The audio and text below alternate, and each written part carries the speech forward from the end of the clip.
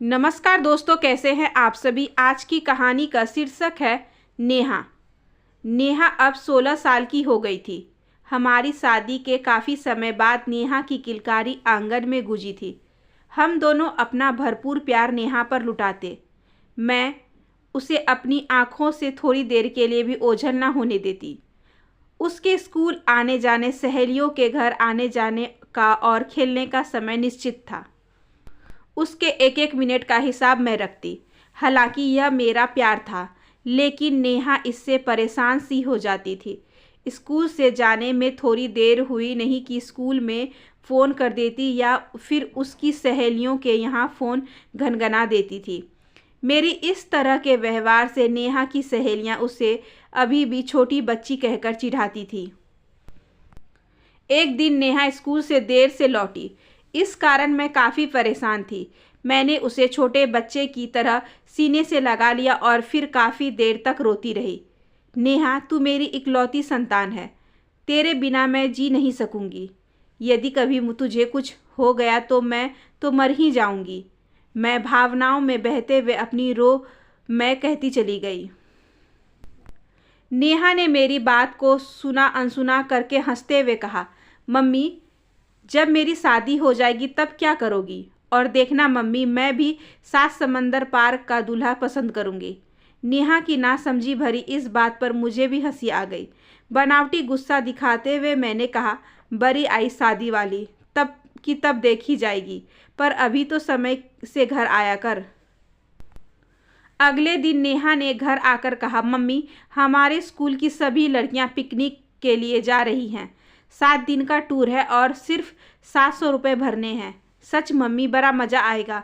मैंने भी अपना नाम लिखवा दिया है। उसकी बात से मेरे तो प्राण ही सूख गए। 7 दिन के लिए नेहा मेरी आंखों से दूर हो जाएगी।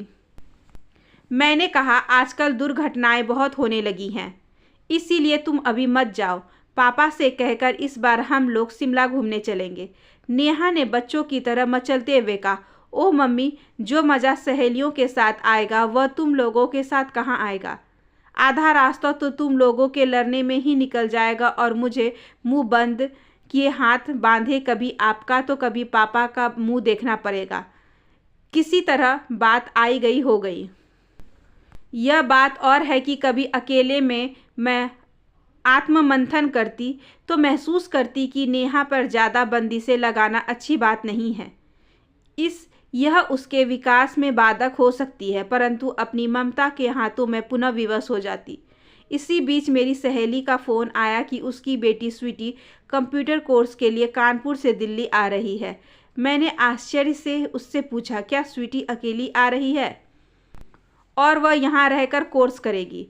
तब मेरी सहेली ने हंसते हुए कहा, तो इसमें इतने बड़े आश्चर्य की क्या बात है? अरे स्वीटी अब बड़ी हो गई है, अपनी जिम्मेदारी समझती है। अकेली रहकर कोर्स करने के साथ साथ आत्मनिर्भर भी तो बनेगी वह।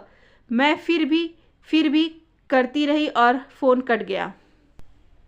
अगले दिन सुबह स्वीटी आ गई। उसमें निर्भीकता थी, बातचीत करने में निडरता थी। उसके कार्य व्यवहार को देखते हुए नेहा उसके सामने बौनी लग रही थी। शाम को जब सब खाना खाने बैठे तब स्वीटी हंसते हुए बता रही थी, अंकल, मैं जब कानपुर से दिल्ली के लिए रवाना हुई तब मेरी आरक्षित सीट पर एक लड़का बैठ गया। मैंने उससे प्रार्थना की कि भैया यह मेरी सीट है, लेकिन वह सुनने को तैयार ही नहीं था। उसने सोचा लड़की है, डरकर कहीं और बैठ जाएगी। तब मैंने उसका कॉलर पकड़ा और उसे उठाते हुए कहा, यहाँ से चलता बन, नहीं तो ऐसा हुलिया बिगाड़ूंगी कि पहचान में भी नहीं आएगा। तब तक टीसी और दूसरे लोग आ गए और मैं अपनी सीट पर बैठकर यहाँ आ गई। इसी के साथ स्वीटी हंसने लगी। मैंने पूछा, लेकिन बेटी तुम्हें डर नहीं लगा? ओह आंटी, ऐसे डर कर रहेंगे तो घर से बाहर नहीं निकल पाएंगे, स्वीटी ने बड़ी निर्भीकता से कहा। रात को स्वीटी नेहा के कमरे में ही ठहरी। उसने नेहा को अपनी निडरता से कई किस्से सुनाए, जिन्हें सुनकर नेहा को मज़ा भी आया और साथ ही वह मानसिक तौर पर मजबूत भी होने लगी। जो डर मैंने उसके दिलो दिमाग में बिठा दिया था, उससे नेहा धीरे धीरे मुक्त हो रही थी। अगले दिन स्वीटी के साथ नेहा भी इंटरव्यू के लिए गई। 3-4 दिन यूं ही गुजर गए। इस बीच स्वीटी की मम्मी का कोई फ़ोन नहीं आया। मैं सोचने लगी, कैसी कठोर दिल माँ है। 4 दिन हो गए, बेटी का हाल चाल भी नहीं पूछा। न जाने वह स्वीटी के बिना कैसे रह रही होगी। मैंने ही उसे फ़ोन किया। स्वीटी के दिल्ली सकुशल पहुंचने की बात को उसने सहज ही लिया।